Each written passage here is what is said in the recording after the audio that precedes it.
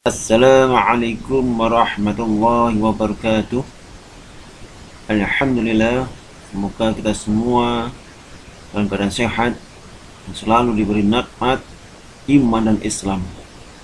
Salawat dan salam kita haturkan kepada Rasulullah SAW, suri tauladan kita dunia wal akhirah.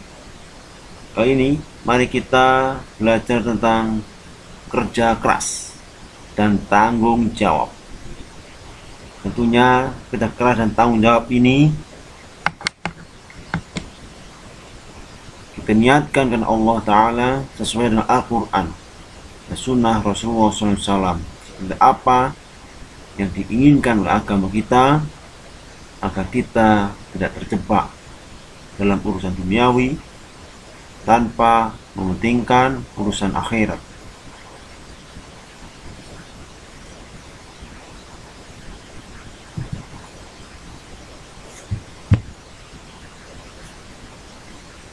Garis besar kita dalam mempelajari kerja keras dan tanggung jawab yang akan kita tempuh. Yang pertama, tujuan pembelajaran, kemudian tadarus, menjelaskan materi dan tugas. Mari kita mulai dari yang pertama.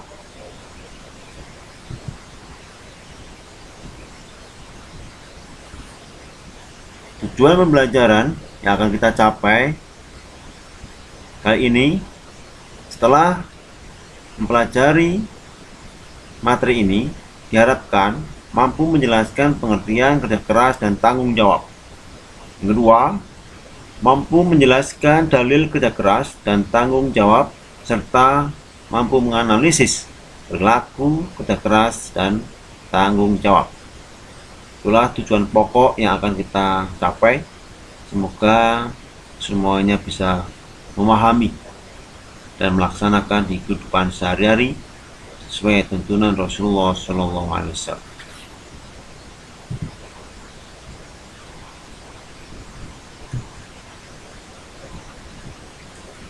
Mari kita membaca Al-Quran bareng-bareng sama-sama. Salah satu dasar tentang kerja keras. A'udzu billahi minasyaitonir rajim. Bismillahirrahmanirrahim. Fa idza qudiyatish shalatu fantashiru fil ardi wabtaghu min fadlillahi wadhkurullaha katsiran la'allakum tuflihun.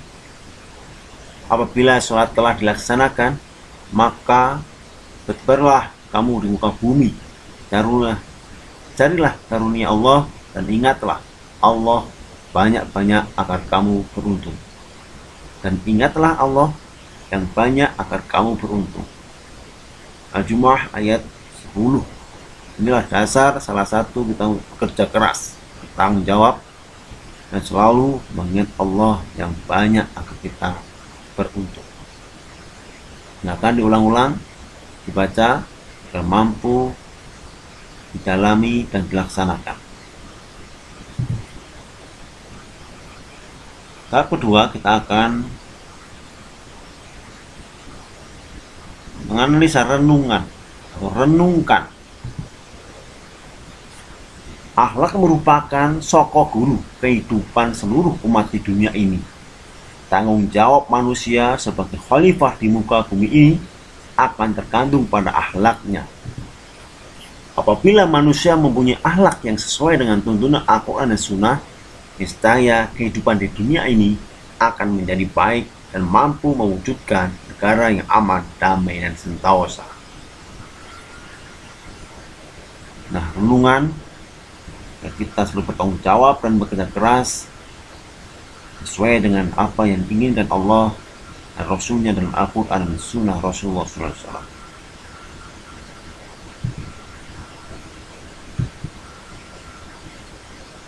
Kita akan mempelajari yang pertama adalah kerja keras.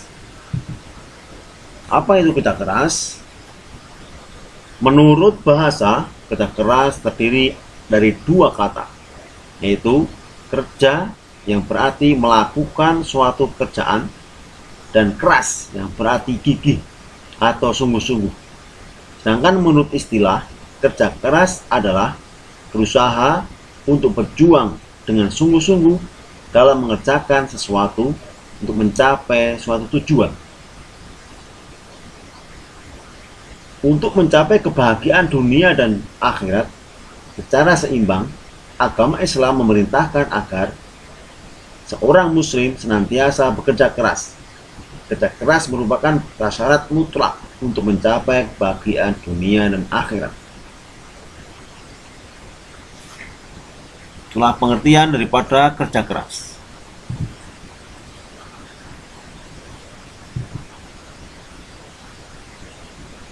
Kita bahas dari menurut bahasa dan istilah. Silahkan akan dimengerti, dipahami untuk mampu diaplikasikan dalam kehidupan sehari-hari.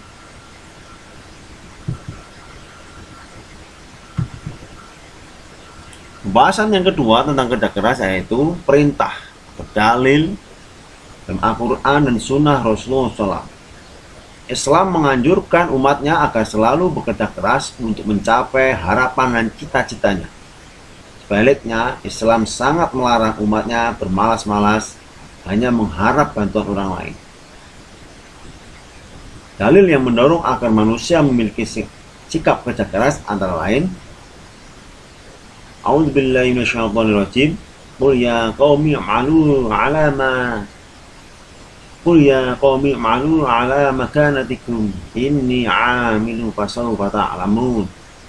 Katakanlah, hai kaumku, kerjakanlah sesuai dengan keadaanmu. Sesungguhnya aku akan bekerja pula, maka kelak kamu akan mengetahuinya. Az-Zumar ayat 39. Setiap pribadi muslim wajib bekerja keras dan berupaya meraih prestasi terbaik dalam kehidupannya, sehingga akan menjadi masyarakat terbaik, tangguh, dan berkualitas. Untuk itu, menanamkan budaya kerja keras dalam beraktivitas harus mendarah daging setiap manusia, setiap muslim.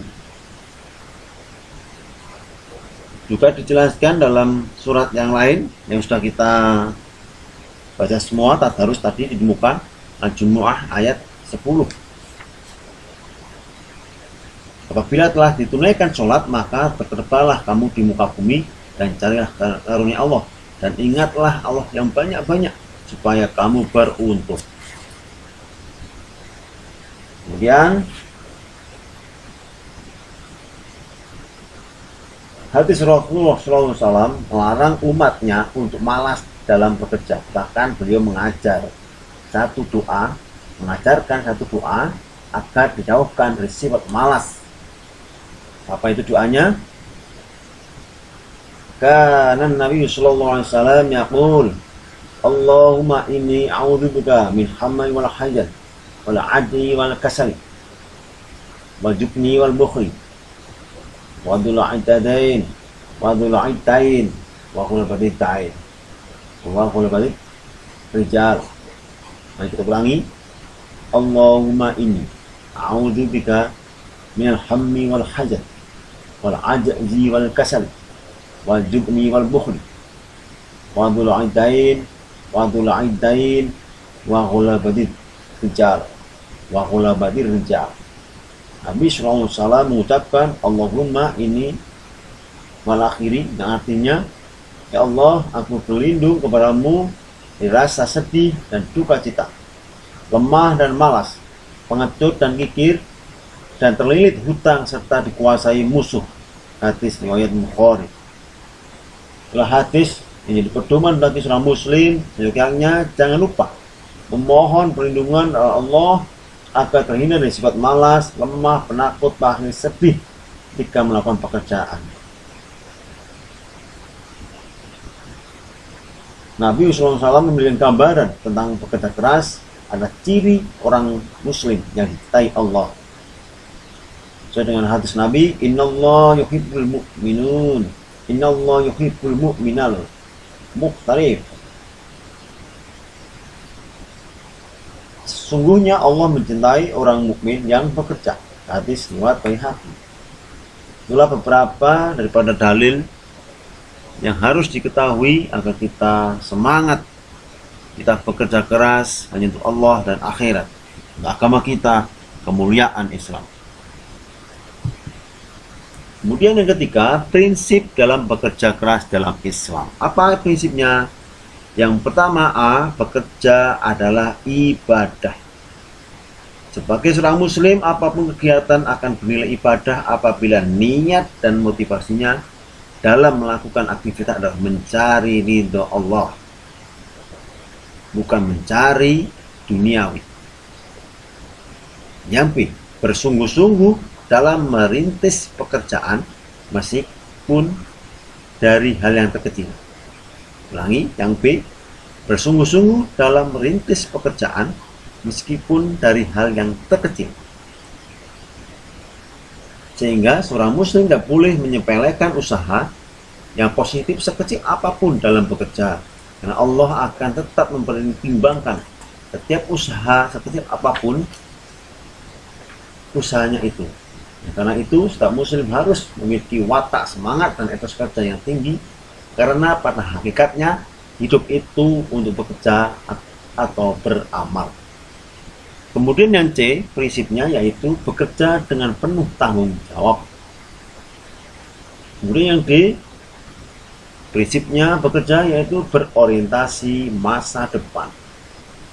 Setiap muslim harus memiliki tujuan yang jelas dari setiap aktivitas hidupnya di masa datang. Karena Al-Quran menggunakan redaksi God atau esok untuk menunjukkan arti masa depan. Kata God itu dipahami oleh para ulama bukan hanya terbatas pada masa depan di dunia, tapi juga masa depan di akhirat.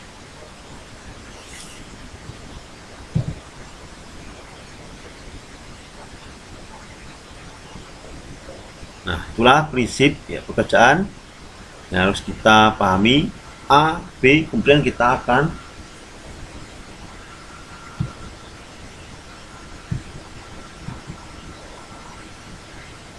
yang C, kita sudah dijelaskan, kerja dengan penuh tanggung jawab. Jadi juga berorientasi pada masa depan, juga kita sudah jelaskan tadi. Selanjutnya kita masuk kepada membiasakan diri berperilaku kerja keras. Apa saja hal-hal yang harus diperhatikan dalam membiasakan diri? A, selalu menyadari bahwa hasil yang diperoleh dari jerih payah sendiri lebih terpuji dan mulia daripada menerima pemberian orang lain. Pembiasaan yang B, menyadari sepenuhnya bahwa memberi lebih mulia daripada meminta. C, memiliki semboyan, tidak suka mempersulit orang lain dengan mengharap bantuannya. D, Islam memuji perilaku kerja keras dan Islam mencela perilaku minta-minta. E, menguatkan nilai bahwa bekerja keras adalah bagian dari sarana ibadah kepada Allah Subhanahu wa taala. Sampai itu, seorang muslim harus memiliki etika dalam bekerja. Adapun etika dalam bekerja menurut Islam yang perlu diperhatikan adalah A, adanya keterkaitan individu terhadap Allah, sehingga menuntut individu untuk bersikap cermat dan bersungguh-sungguh dalam bekerja, berusaha keras memperoleh keridhaan Allah. B, berusaha dengan cara yang halal dalam semua jenis pekerjaan.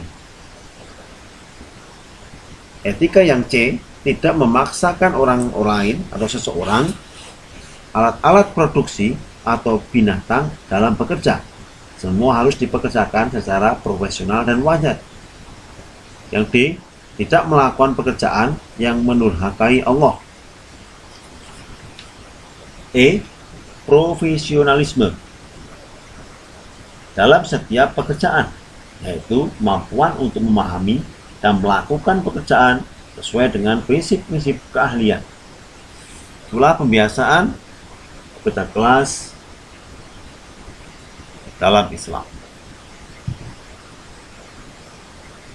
Kemudian yang kelima, hikmah bekerja keras. Beberapa hikmah bekerja keras yang sudah dituntunkan. Yang pertama yaitu dicintai Allah. Wa fadlallahu mujahidina 'alal qa'idina ajran 'azim. Dan Allah melebihkan orang-orang yang berjihad atas orang yang duduk dengan pahala yang besar. Quran An-Nisa ayat 95. Yang kedua, hikmahnya yaitu bekerja keras akan membentuk diri menjadi pribadi yang bertanggung jawab dan disiplin. Yang ketiga, dapat mengembangkan potensi diri baik berupa bakat, minat, pengetahuan maupun keterampilan.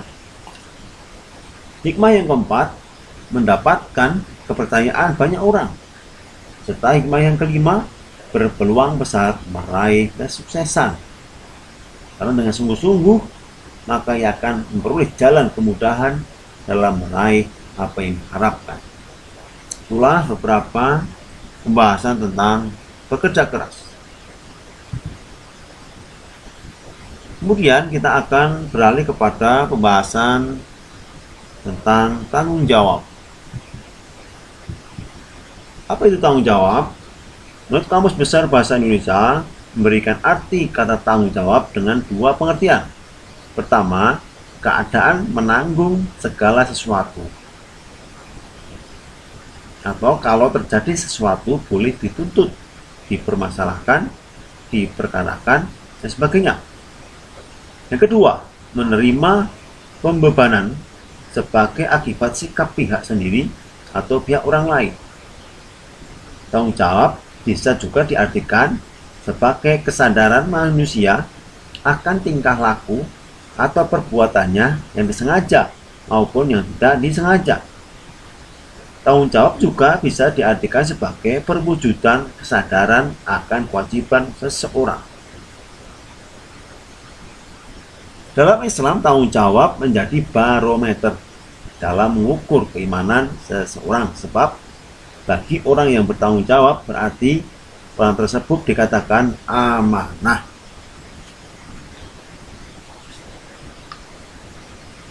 Baiknya, bila tidak mampu untuk bertanggung jawab, maka orang tersebut dikatakan munafik. Itulah pengertian daripada tanggung jawab.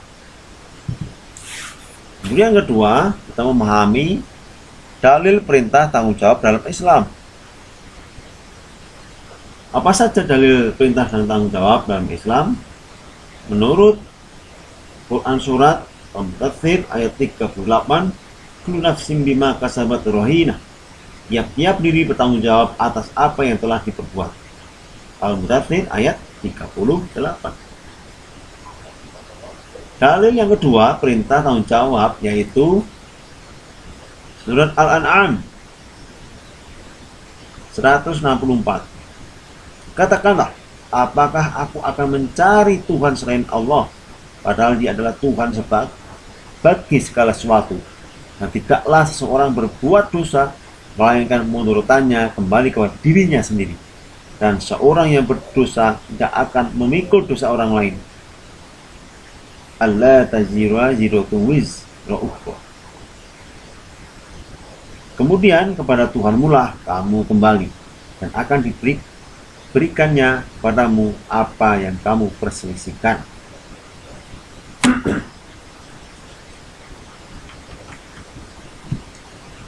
Kemudian dalil yang selanjutnya yaitu surat Yasin, inna nunuhil mauta wa naktubu ma qaddamu wa atharahum wa kulla syai'in ahsaynahu fi imamin mubin. Sesungguhnya kami menghidupkan orang-orang mati, dan kami menulis apa yang telah mereka kerjakan dan bekas-bekas yang mereka tinggalkan, dan segala sesuatu kami kumpulkan dan kami induk yang nyata di Lauhul Mahfuz. Yasin ayat 12. Ayat ini menunjukkan bahwa bagaimana nanti di akhirat Allah akan menunjukkan catatan perbuatan manusia di dunia untuk dipertanggungjawabkan di akhirat kelak. Dalil yang perintah tanggung jawab yaitu hadis muttafaqun alaih. Tiada lain bagi seorang hamba yang diamanatkan oleh Allah mengurusi rakyat yang pada suatu hari ia mati dalam keadaan menipu rakyatnya, atau tidak bertanggung jawab kecuali Allah mengharamkan surga untuknya. Naudzubillah min dzalik. Hadis riwayat muttafaqun alaih. Juga hadis yang keempat dari riwayat Bukhari, kullukum ra'in wa kullukum mas'ulun an ra'iyatihi. Kamu semua adalah pemimpin. Setiap pemimpin akan diminta pertanggungjawabannya tentang kepemimpinannya. Hadis riwayat Bukhari. Penjelasan hadis di atas adalah sebagai manusia diciptakan Allah, makhluk yang sempurna yang dilengkapi dengan akal. Nah, akal inilah yang membedakan manusia dengan makhluk lain. Dan dengan akal inilah manusia membedakan mana yang baik dan mana yang buruk. Oleh karena itu, manusia bertanggung jawab dan perbuatannya di dunia akan bertanggung jawab kelak di akhirat nanti. Itulah perintah berdalil daripada tanggung jawab sesuai dengan Al-Quran dan Surah. Kemudian macam-macam tanggung jawab. Yang pertama, tanggung jawab terhadap diri kita sendiri. Sesuai dengan firman Allah, ayah sabul insanu ayyutraka sudah. Apakah manusia mengira bahwa ia akan dibiarkan begitu saja tanpa pertanggungjawaban? Quran Al-Qiyamah ayat 36.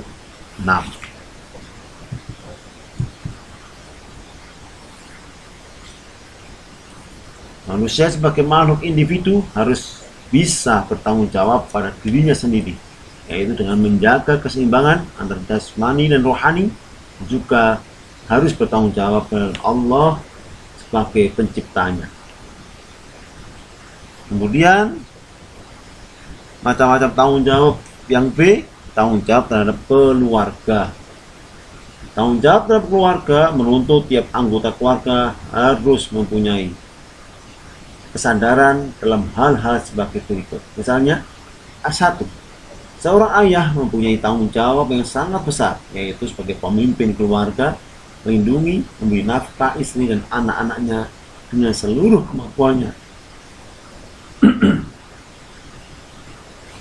Dengan seluruh kemampuannya, seorang ayah yang baik tidak akan pernah lari dari tanggung jawab untuk membahagiakan keluarga.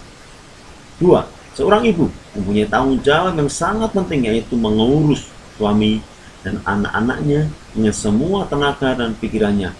Seorang ibu juga bertanggung jawab untuk mendidik anak-anaknya agar menjadi anak yang soleh dan solehah.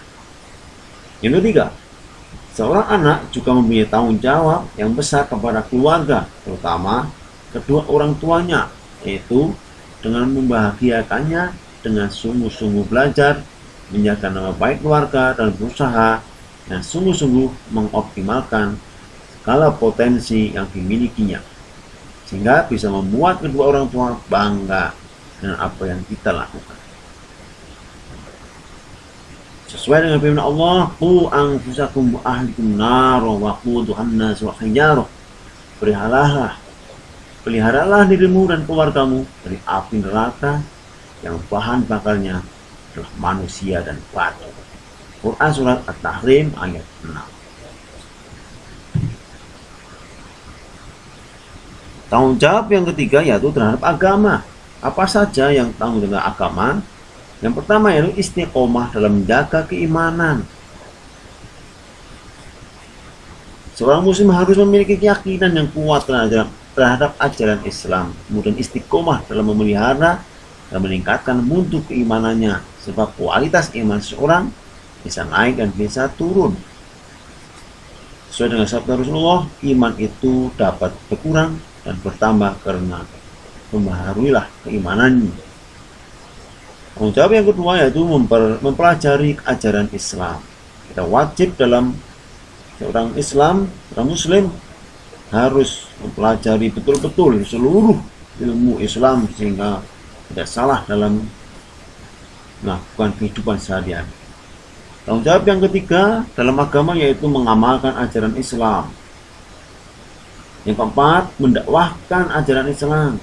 Islam adalah agama rahmatan lil alamin, sehingga perlu didakwahkan kepada umat manusia. Yang kelima, rela berkorban dalam membela agama. Tak muslim harus rela berkorban, menanggung resiko dalam mengimani dan mempelajari, mengamalkan serta mendakwahkan ajaran besar ini dalam kehidupan sehari-hari.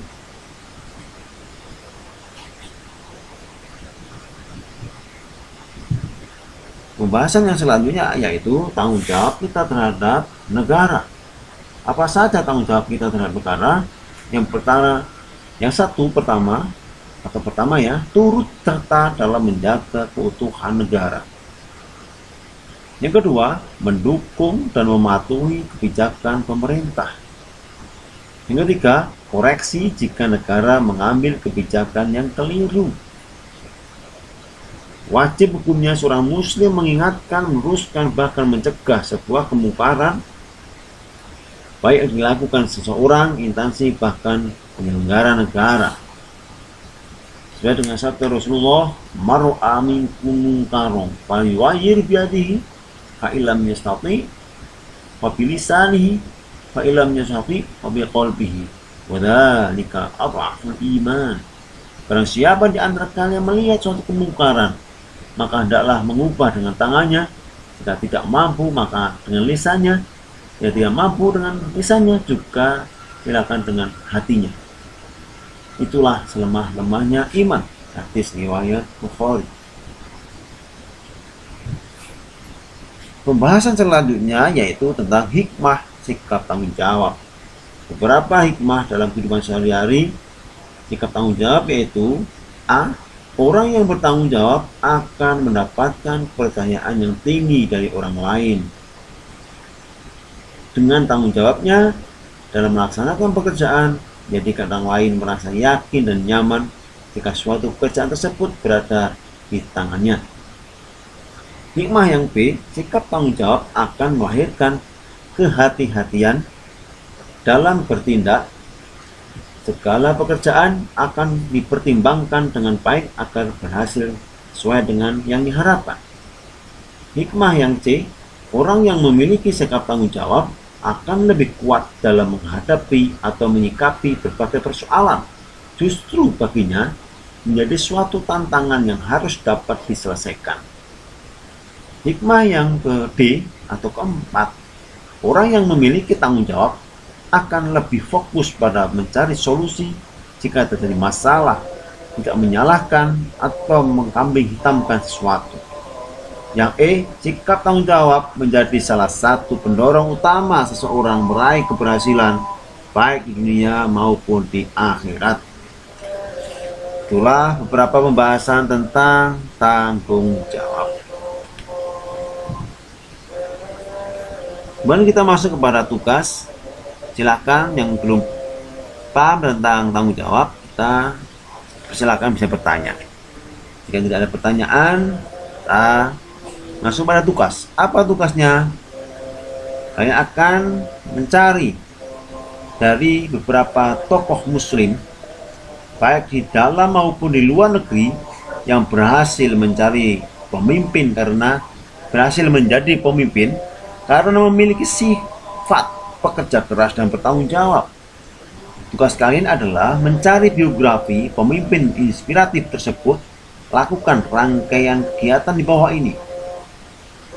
Pertama, pilih satu pemimpin muslim yang menginspirasi kalian karena sikap kerja keras dan tanggung jawab. 2. Tulislah biografinya secara singkat. Yang ketiga, pelajaran apa yang dapat kalian petik dari perjalanan hidup pemimpin tersebut? Yang keempat, telusurilah berbagai sumber informasi seperti buku, koran, majalah, buletin internet, dan lain-lain. Silakan bisa kalian bekerja kelompok, bisa sendiri bisa, tapi silakan kita bekerja kelompok biar ada saling berbagi. Selamat bekerja. Itulah beberapa yang kita bahas. Jangan lupa tugasnya kalian bisa tulis, renungkan, dan diskusikan dengan teman-temannya dan dipresentasikan untuk bisa semua teman-temannya mendengar apa yang menjadi inspirasi pemimpin muslim yang ada dalam diri kita semua. Sekian, akhir kalam. Wassalamualaikum warahmatullahi wabarakatuh.